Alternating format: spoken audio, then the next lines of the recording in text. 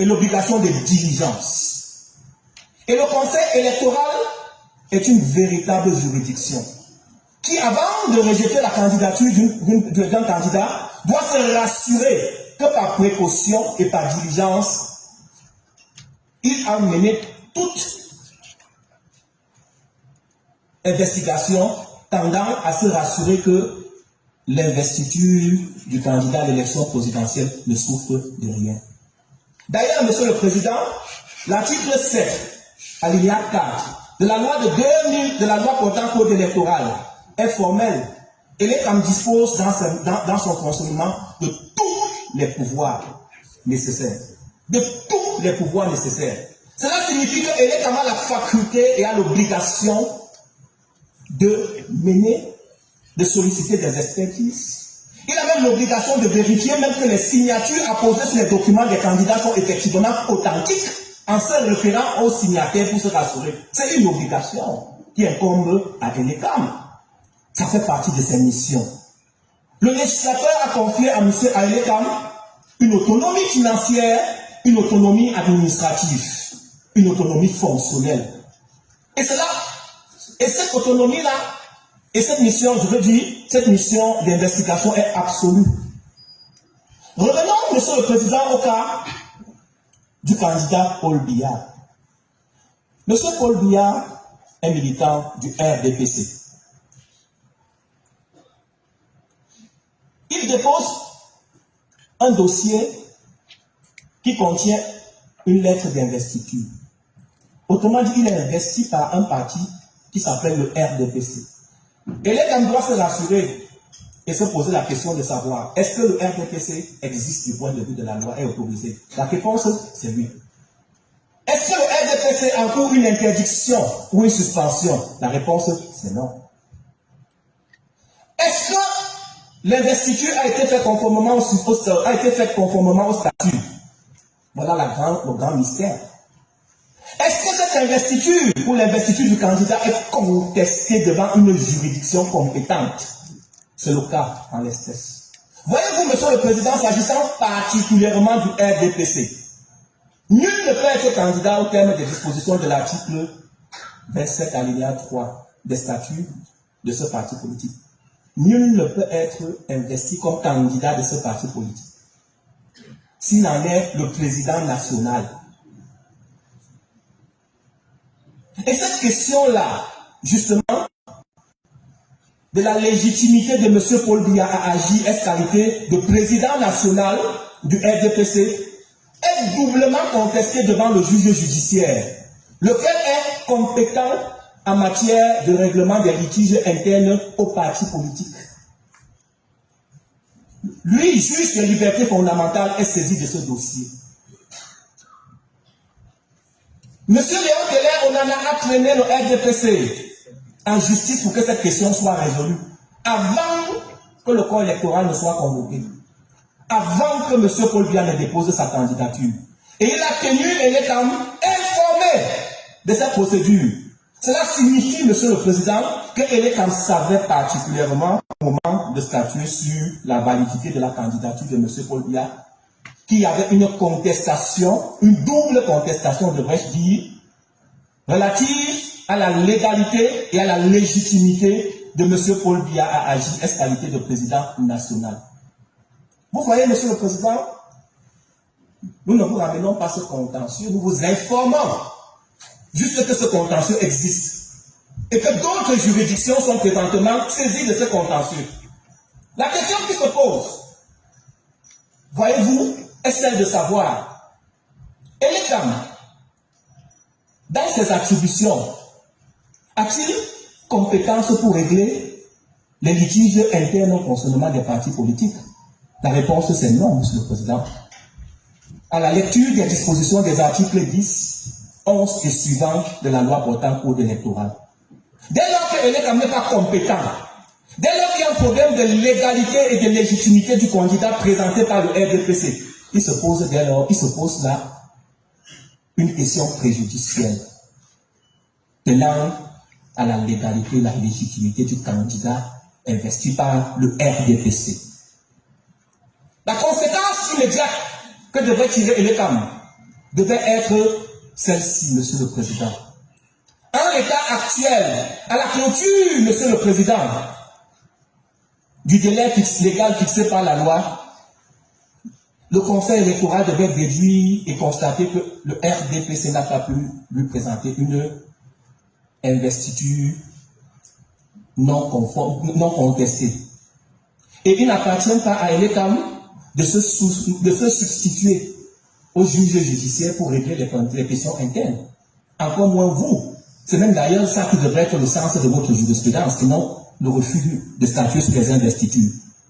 Voyez-vous, Monsieur le Président, et l'État, en se substituant aux juges judiciaires, pour affirmer de manière péremptoire que l'investiture du Monsieur Paul Biya a été faite conformément à la règle de droit, s'est substitué au juge judiciaire, a outrepassé sa compétence. En d'autres termes, l'article 121 du Code électoral qui pose la condition de l'investiture n'a jamais été respectée. Vous ne pouvez pas dire qu'elle a été respectée quand elle est conflictogène.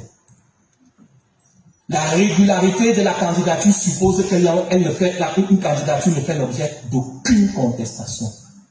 Exempt de toute contestation. Voilà la raison pour laquelle M. Léon Keller vous parle non pas de défaut d'investiture, vous parlez d'irrégularité. En droit, il y a des grands maîtres de droit parmi vous, savent ce qu'on appelle la régularité ou l'irrégularité, le non-respect à la conformité, à la loi. Non-respect à la conformité, c'est-à-dire à la règle de droit. Donc, Monsieur le Président, aujourd'hui, vous ne pouvez pas adouber la résolution de l'ECAM sans vous substituer au juge judiciaire et affirmer de manière péremptoire que le RDPC a investi M. Paul Biya conformément à la règle de droit. Monsieur le Président, ça c'était la première articulation du moyen invoqué par M. Léon Keller Onana, pris de la violation de la loi. Monsieur le Président, M. Paul Biya a annexé à sa déclaration de candidature une lettre d'investiture. Voilà un point d'achoppement. L'article 23 des statuts du RDPC dispose que c'est le comité central qui procède aux investitures sur le plan national et local. Vous voyez que vous ne pouvez pas échapper au contrôle de la régularité sans rentrer dans les statuts. Et je rappelle, Monsieur le Président, que les statuts, c'est la loi des partis. Conventions légalement formées tiennent lieu de loi à ceux qui les ont faites. Vous ne pouvez pas parler de l'investiture dans un parti politique sans regarder le cadre juridique qu'eux-mêmes se sont tracés. Et c'est en cette qualité, Monsieur le Président, et en ce titre, Monsieur le Président, on se pose encore une question. Qui a signé? Est-ce que la personne qui a signé la lettre d'investiture de M. Paul Biya avec qualité, capacité pour agir? Dès lors, Monsieur le Président, que M. Léon Keller Onana avait déjà porté devant le juge judiciaire une contestation relative à la légalité et à la légitimité des membres composant le comité central du RDPC, le bureau politique et même le président national lui-même. Voyez-vous, Monsieur le Président, honorable membre du Conseil, une fois de plus, la lettre d'investiture ne pouvait pas être validée par l'État sans que l'État n'ait à répondre à cette question. Mais appartenait-il à l'État de répondre à la question de la régularité de la signature que nie? Une fois de plus, l'État devait constater que cette question est déjà portée devant le juge compétent. S'abstenir donc de se substituer au seul juge compétent en raison de cette question préjudicielle et constater qu'en l'état, il est incapable d'affirmer que M. Paul Biya a rempli la condition de la production d'une lettre d'investiture conforme à la loi. Si vous venez, M. le Président du Conseil, honorable membre du Conseil, à conforter l'état dans sa position, cela reviendrait à dire que vous vous êtes substitué au juge judiciaire qui est saisi de la question de la légalité des organes internes du RDPC, des organes dirigeants du RDPC. Et vous vous êtes substitué à eux pour justement trancher le litige. Et c'est là, en ce moment, Monsieur le Président, honorable membre, que nous vous opposons justement la question de votre incompétence. Cela devrait être le sens de votre jurisprudence. Et non celle de vous déligner lorsqu'on vous demande d'appliquer les dispositions, de vérifier si l'article 121 a été conforme, a été correctement appliqué ou pas. Monsieur le Président, honorable membre du Conseil, vous allez constater qu'en l'état, il est impossible pour Elecam, encore moins vous, d'affirmer que la lettre d'investiture qui a été versée au dossier de procédure l'a été conformément à la loi, notamment au texte de base du RDPC. Tant est qu'il y a un litige pendant devant le juge judiciaire et que cette question doit d'abord être tranchée avant que l'on revienne. Monsieur le Président, le troisième moyen, ou du moins la troisième articulation du moyen invoqué par M. Télé Léon Onanaro soutien de son recours, porte justement sur la question de l'éligibilité du candidat Paul Biya, que M. le conseiller rapporteur a pris le soin de ne pas évoquer dans son rapport. Et comme par coïncidence, nous avons constaté que M. Paul Biya, dans son mémoire-réponse, l'a esquivé lui-même. Nous avons constaté également que Elecam, dans son mémoire-réponse, n'a pas répondu à cette question, a esquivé la question qui fâche réellement.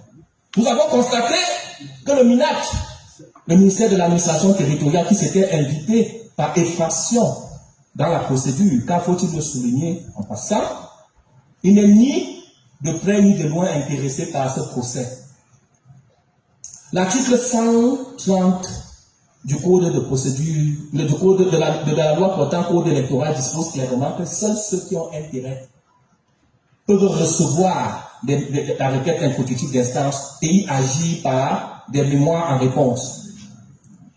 Et l'État n'est même pas concerné, le MINAC n'est pas concerné par la réponse, par la résolution de l'État.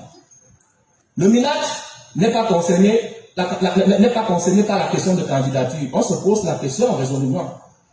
Que fait-il dans la procédure? Tout à l'heure, vous nous donnerez la parole.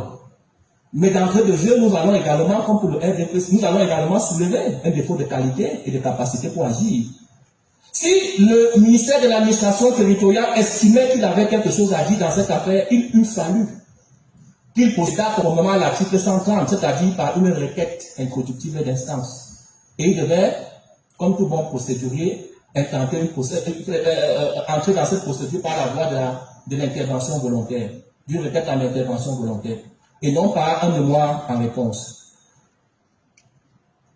Nous sommes au moins satisfaits parce que le ministère de l'administration territoriale n'a eu pour seul et unique argument que l'irrecevabilité de la requête de M. Léon Télé-Onana. Au moins, de ce point de vue, au moins le conseiller rapporteur a balayé cela d'un revers de la main et nous lui en sommes gré.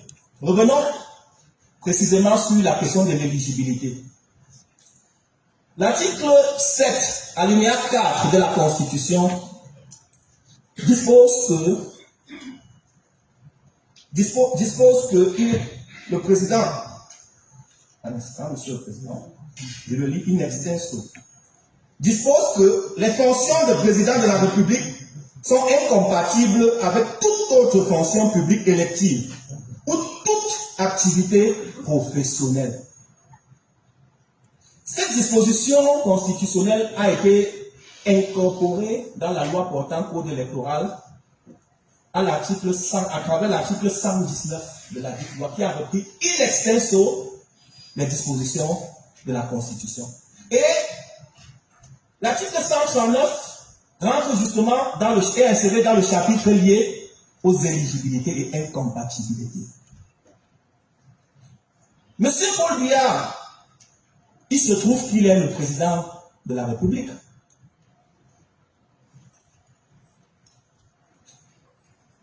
A-t-il démissionné de ses fonctions de président de la République au jour?